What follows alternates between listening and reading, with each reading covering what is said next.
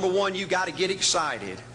90+% of winning in anything you try to do in America today, you got to be excited. People in America won't follow or believe in a negative, dull, disillusioned, frustrated dadgum crybaby.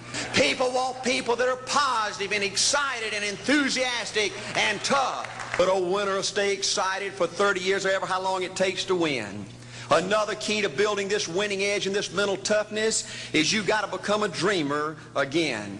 You know, I'm a Methodist, and we just changed ministers a few weeks ago, and our new minister came in, and the church was just packed. And the first thing he said, well, it looks like everybody came out to see the monkey perform.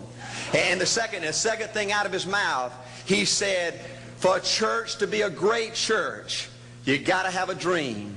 If you don't have a dream, you're dead. And boy, I sat up and I said, man, me and this guy are going to get along good because he knows what he's talking about.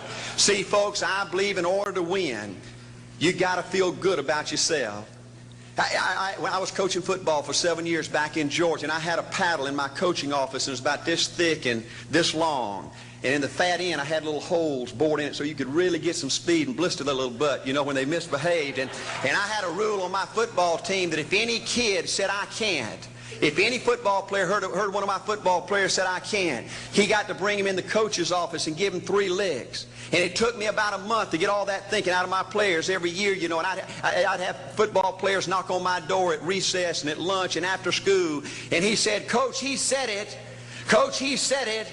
And I'd make that kid bend over and I'd give that other kid the board. He'd bust him 3 times. And folks, it didn't take long. You couldn't create a word game to get one of my kids to say I can't. Bring it home a little bit more personal. When April and little Art were just this little and could understand words, every time they said I can't, I made them do 3 push-ups. Folks, there ain't nothing you can't do in America if you want to bad enough.